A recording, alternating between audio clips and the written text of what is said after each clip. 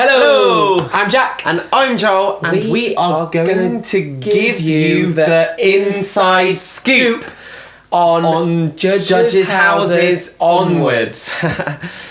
Wasn't planned at all, but that's what's going to happen. So we're going to kick it off. We left last episode, we were talking about Judges' Houses a bit, and we said that we were going to talk about the performance, because there is a lot behind the scenes that people don't know about. So I think the main thing for us as well was the fact that everybody sings 2 songs. Yeah.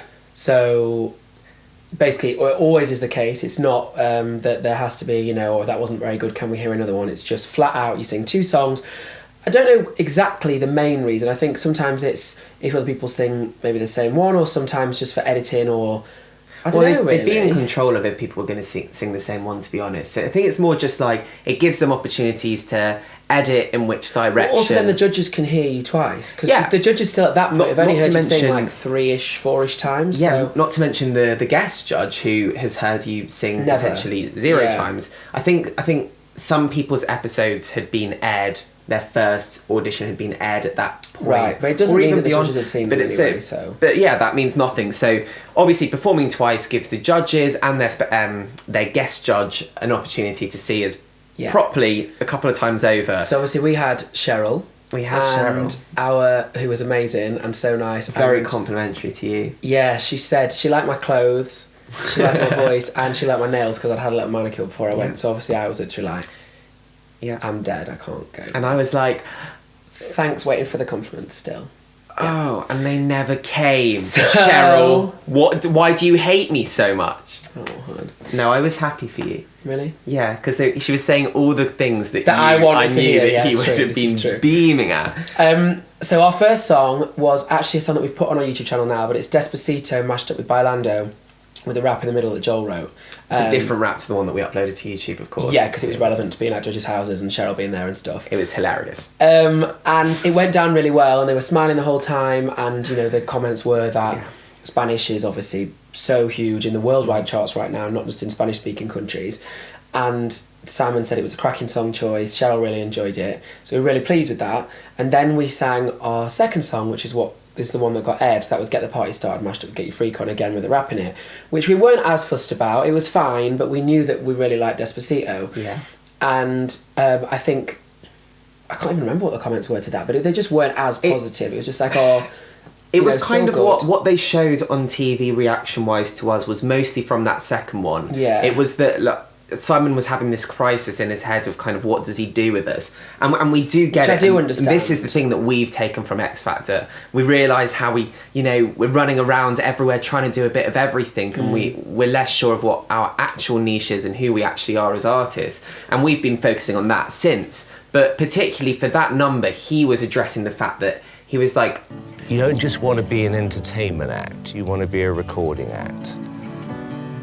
Yeah, I think the main thing that you touched on a bit was just the idea that actually we thought we would go into the show and they would kind of nurture our development and say, okay, yeah, these are some of the lanes that you could go down in the industry, let's look at those. And actually what they wanted was us coming in right from the off and being like, this is our lane. So in a way that like Raksu smashed it, because their first audition was completely representative of everything that they did, and obviously they matured and got better and better through the competition, but their first audition was really good, and the genre that they continued with. Whereas for us, I think some people, we didn't expect for this to happen, but we did our first audition, it went really well, we got great feedback, and then at Bang Bang at 6 Chair Challenge, a lot of comments online were like, oh, that's not the Jack and Joel we saw at first audition. Why are they kind of charging around the stage? Why are they not doing that nice, cutesy, kind of broken down indie pop thing?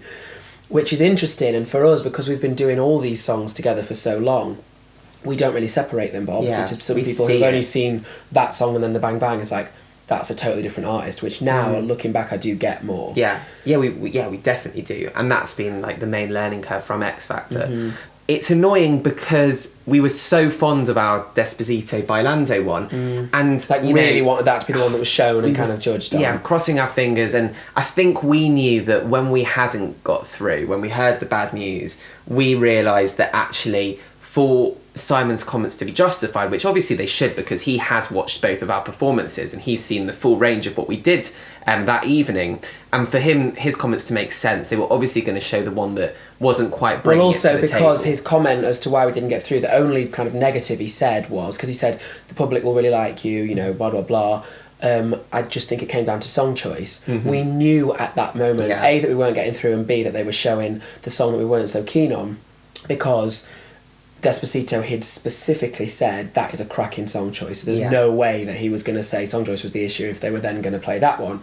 So I think we were just a bit upset at that point, because obviously not going through is fine, and the 3 acts that went through were amazing, and it was such a strong, you know, category this year, etc., etc.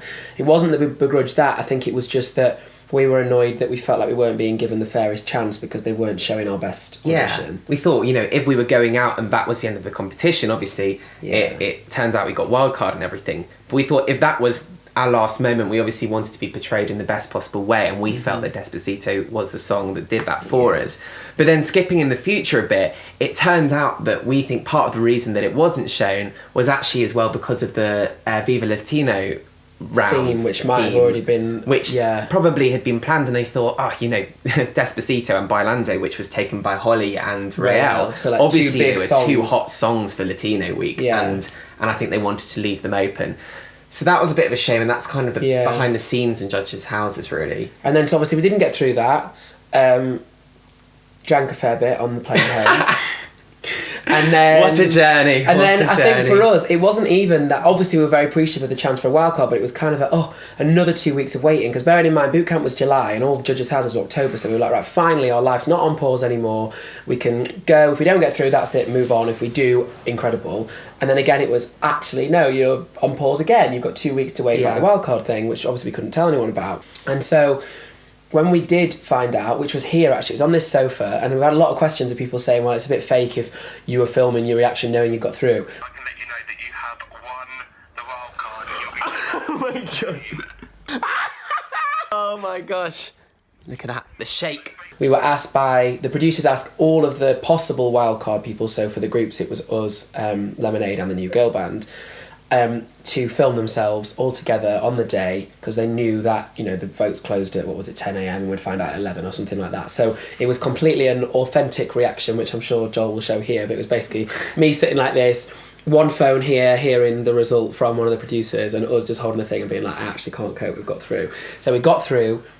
An hour afterwards, we were in a taxi going to the house. A whirlwind. Got the results. I had to rush back off home, chuck everything in a bag. I mean, I left all sorts. I didn't even know there was going to be a pool in the house. So I didn't pack swimming shorts or anything like that. Just chuck it all in, and we were in our taxis, and we suddenly chucked into the house.